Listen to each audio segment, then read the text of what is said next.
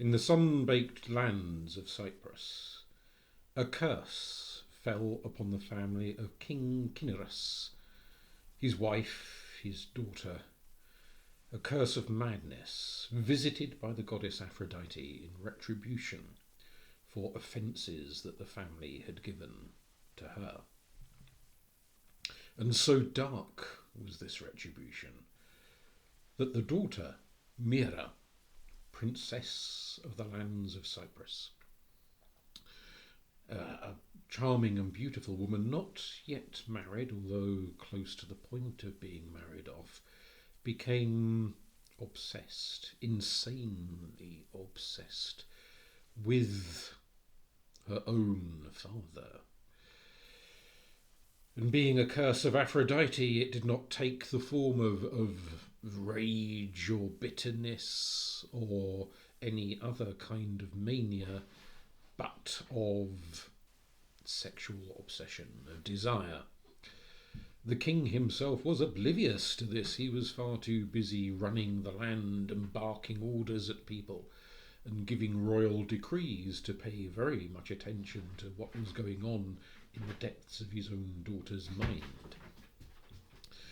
Now, it came to pass one day, or perhaps I should say one night, after a great feast where dignitaries from other lands had attended and banquets had been devoured and lakes worth of wine had been consumed, that the king himself, far gone in his cups, staggered to his bedroom and fell deeply, deeply asleep. The queen was off in her own rooms. Such was the way of things in those days, that royals had separate bedrooms, only visiting for connubial occasions. And Mira, sunk in the depths of this accursed insanity, noticing that her father was 15 sheets to the wind, gave it half an hour for the candles to go out, and crept into her father's bedroom. And he, barely aware of what was going on, felt the movement of a body entering his bed and assumed, in his drunken state, that it was his wife. Well, we will draw a veil of darkness over what happened that night, and the next, and the next. And it was only when, on one of his more sober occasions, that the light of the full moon falling through the window illuminated the body lying beside him after one of these particular encounters, the king awoke, perhaps because of the light, and saw quite who was in the bed with him. Not his wife, but his own daughter. He flew into a rage of disgust and revulsion and nausea, barely able to contain himself. I mean, who would under such circumstances?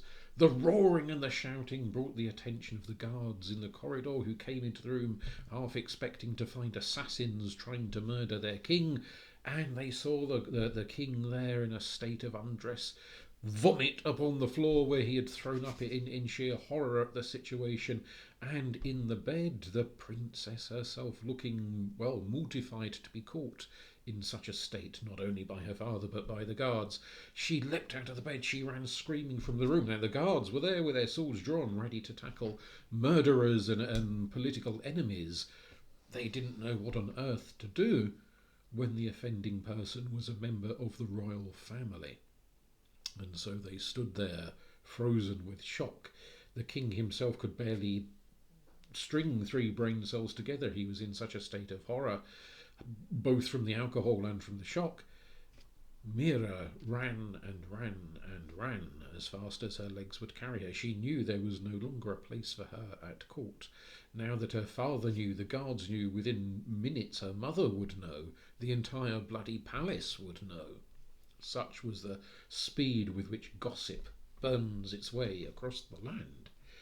So she grabbed a few clothes, wrapped them around herself, and fled into the night, grabbing the first horse she could find and riding off mile after mile after mile. And the king, when some kind of focus returned to his booze-besodden brain, called for more guards, called for horses, called for a pursuit to be made to hunt down the princess.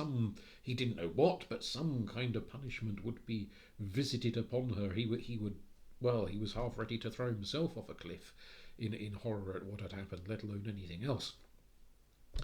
The pursuers raced across the land, not quite knowing which direction the princess had gone in, stopping people here and there. Had they seen her? Had they heard her passage?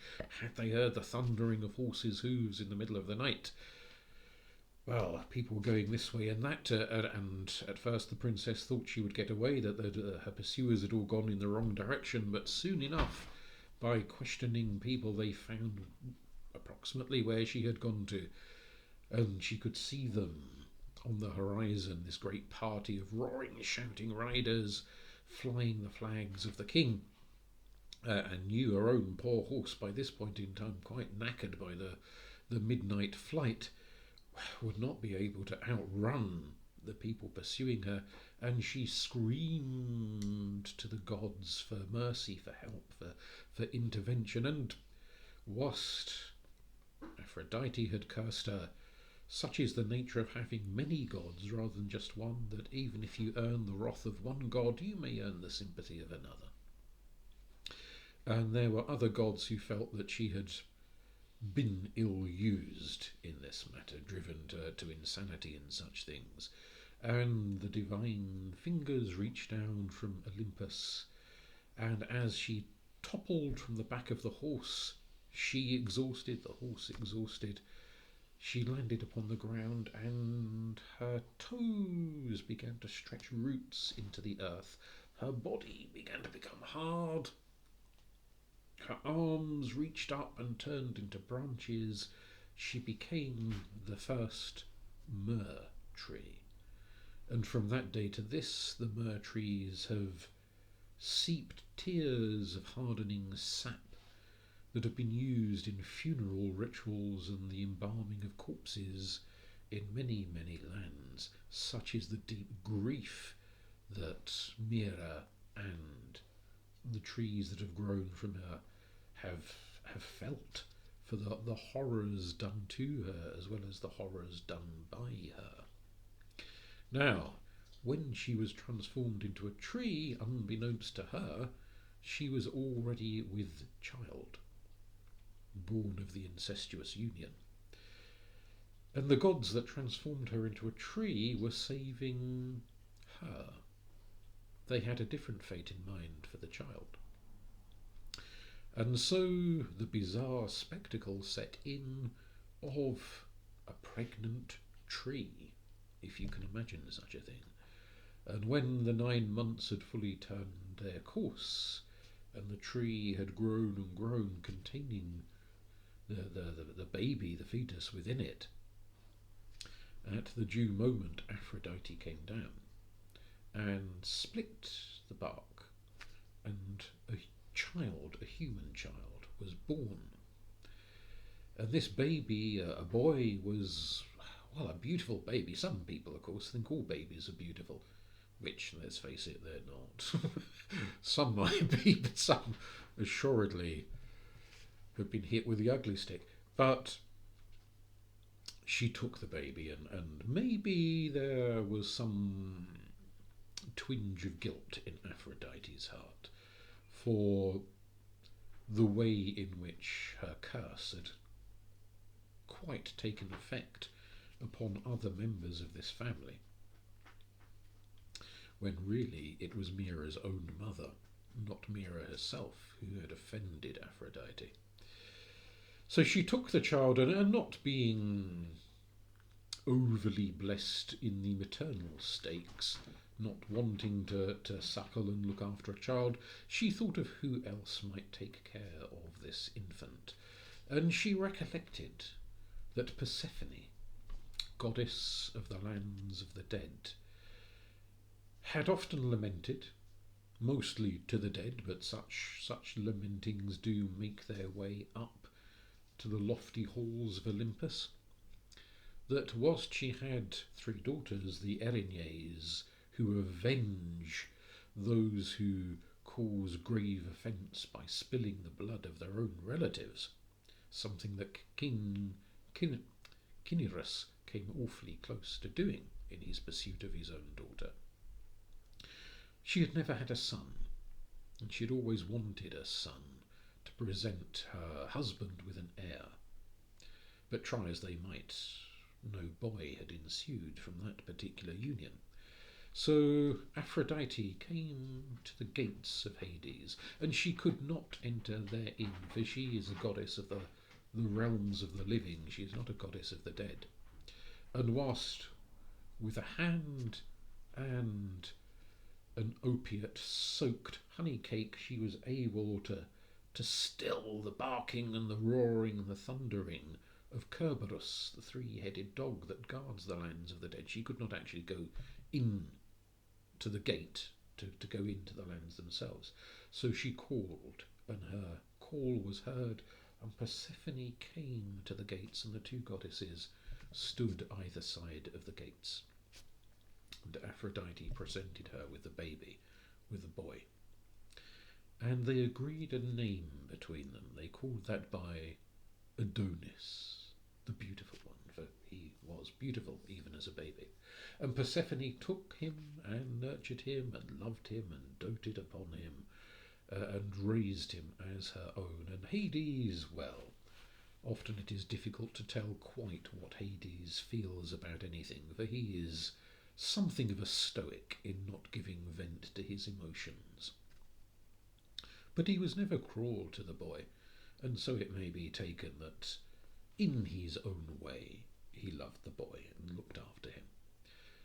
And so Adonis, the beautiful, the handsome Adonis, grew to the edge of manhood, surrounded by shades and ghosts and spectres, some tormented and rattling their chains, and others joyful in the fields of Asphodel, dancing in the lands of Elysium.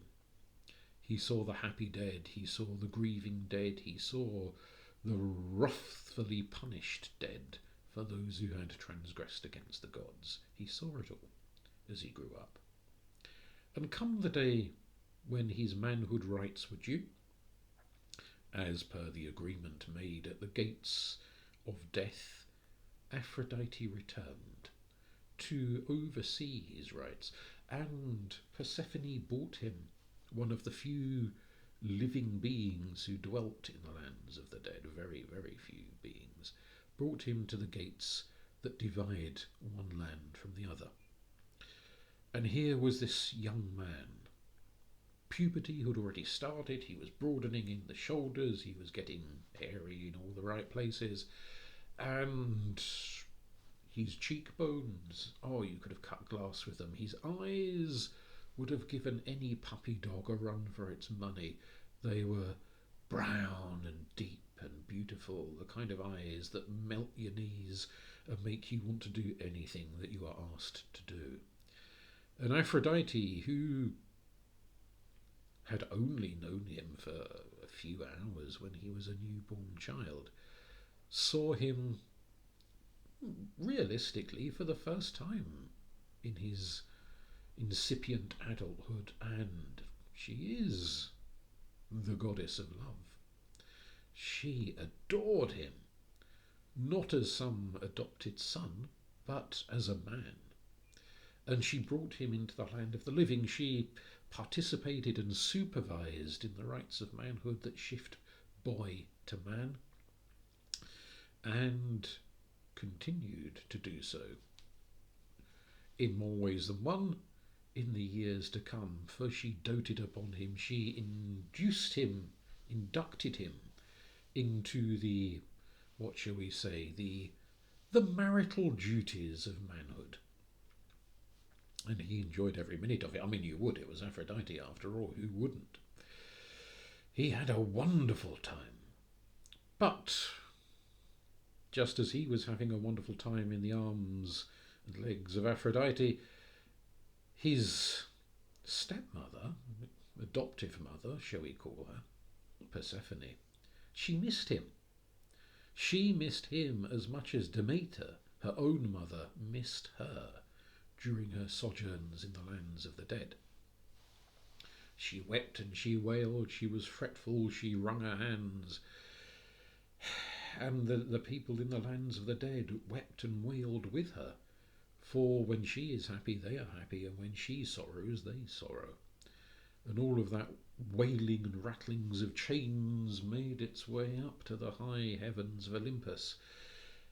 And just as when Demeter sorrows, the land goes into a sad and sorry state in the winter months, so when Persephone sorrows, there are consequences for all, primarily the dead, of course, but for all in their turn.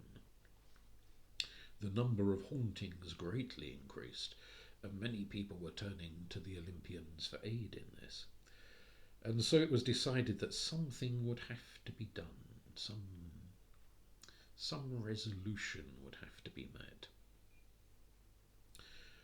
And they turned the two goddesses, for neither was prepared to give way. Aphrodite did not want to relinquish her hold on Adonis, and Persephone was not prepared to give up her claims over Adonis.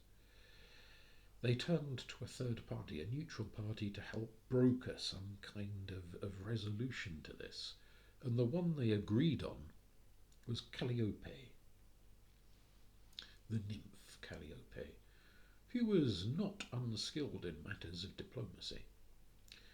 She went from goddess to goddess, she spoke to each, she found their demands and heard them and made suggestions in exchange, and, well, these things take time. There was a lot of toing and froing and toing, and eventually an agreement was reached that they would have a, what shall we call it, a timeshare in Adonis. He would spend some months with one and some months with the other. Now, just as all of these debates were coming towards some kind of resolution, tragedy stepped in. Now, who quite was the cause of this tragedy is much debated. Some say Ares, some say another god. Aphrodite, and this is sadly the way of the Olympians so often, when they plot and scheme against each other and sometimes visit curses and punishments on the favoured humans that the others have, then they will seek vengeance back not directly upon one another, but upon their human pawns, their favoured few. And so just as Aphrodite had caused suffering to the favoured mortals of other gods, quite a few of them, which is why there's more than one suspect, not just Ares, so one of those irked deities sought vengeance against Aphrodite by maiming, more than maiming, her favoured one, by attacking Adonis himself. One day, perhaps hours away from the final resolution being struck by Calliope, he was off with his friends hunting, for even the most vigorous and energetic and testosterone-rattled of young men can only spend so much time in the boudoir. Occasionally they have to go out and do other things just to re-gird their loins, and Lord knows Adonis's loins must have needed a lot of re-girding. Off he went on the great hunt with his pals into the woods, and they decided this time to hunt the boar. There were many creatures to hunt, but they wanted a boar hunt today. They fancied wild roast boar in a great feast at the end of it. And for hours they were rampaging through the hills and the valleys, chasing first this beast, then that beast. And then someone in the Olympians, and we won't say who, unleashed a particularly sizable and impressive looking boar into the hills, and the hunting party spotted it. They were off racing after it on horseback, and then when it got into the thickets they left their horses behind and went on foot, going deeper and deeper into the woods, hearing the wild boar crashing and smashing just ahead of them. They turned this way, they turned that. Some of the hunters thought the boar was off to the right and they went in that direction, and some thought he was off to the left and they went in that direction. And so the hunting party broke up and thinned out, until at last Adonis was by himself chasing where he thought the boar was. And unlike the other hunters, he was right. For he entered into a glade, and there was the great massive wild boar a couple of feet away from him, and barely had he time to draw his sword when the boar was upon him, roaring and thundering and gouging at him with its great tusks, ripping into his flesh. The blood splattered the earth. He howled and he cried in agony as his guts spilled down onto his knees, and having delivered the fatal blow, he lashed out at the boar with his sword and delivered a fatal blow of his own in exchange. Boar died, and Adonis lay moments from death, and his cries carried up to Olympus. Aphrodite heard them. She came flying down at the speed which only a goddess can manage, and was there in time to cradle her beloved in the last few minutes of his life, to hold him and look at the wounds and realise that although she might be a mighty goddess, even she could not repair such harm. The blood flowed, her tears flowed, blood and tears mingled, and where they mingled, flowers blossomed from the earth, the anemones came into existence. And Adonis gasped his last. The beautiful, the handsome, the glorious, the glamorous, beloved of Aphrodite, beloved of others too, it has to be said, for he was not ungenerous in his favours, and Aphrodite, well, she may have jealousies at times, but she did not object to him being generous with his favours to others, so long as he always came home to her. She held the cold, still form, the beauty gone, the face twisted in agony, the perfect musculature ripped and mangled and eviscerated. Adonis was dead. And when word went round, Apollo wept, for he was one of Adonis's lovers. The women of Greece wept. He had not been the lover of every woman of Greece, not even he was that energetic, but even those who had only looked upon him from afar had loved him, had been moved by him, and they wept when he was gone. The men of Greece wept when he was gone for the same reasons. He was gone from Aphrodite forever, into the lands of the dead, to be with Persephone, not as just one shade amongst a million other shades, but to be by her side, her handsome boy, her beloved. But Calliope, the nymph, had brokered that deal. It had been agreed to.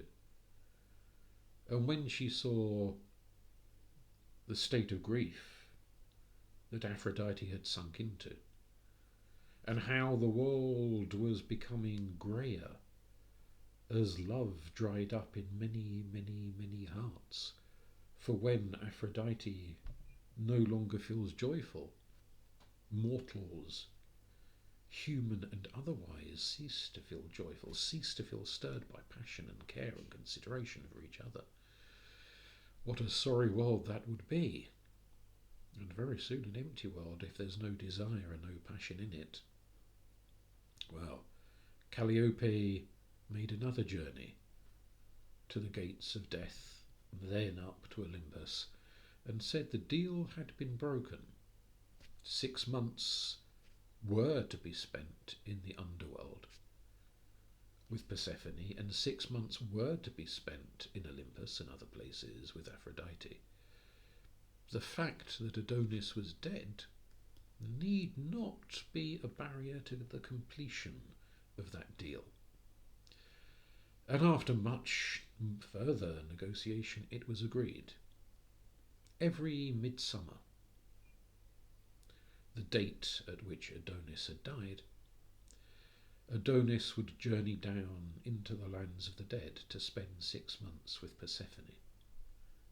And every midwinter, at the other half of the year, he would leave the lands of the dead and go up to Olympus, a demigod rather than a mere shade, capable of being reverenced by humanity, capable of intervening and responding to the prayers and the cries of humanity.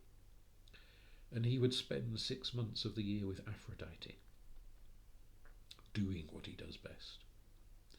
And that arrangement has stayed in place from that day to this. And for many a century, the women of Greece, particularly, and some of the men, but mainly the women of Greece, every midsummer would reenact the death and the burial of Adonis, mourn him, his loss, the passing of handsome men from the world, the passing of desire from the world, into the 6 months of the burgeoning darkness.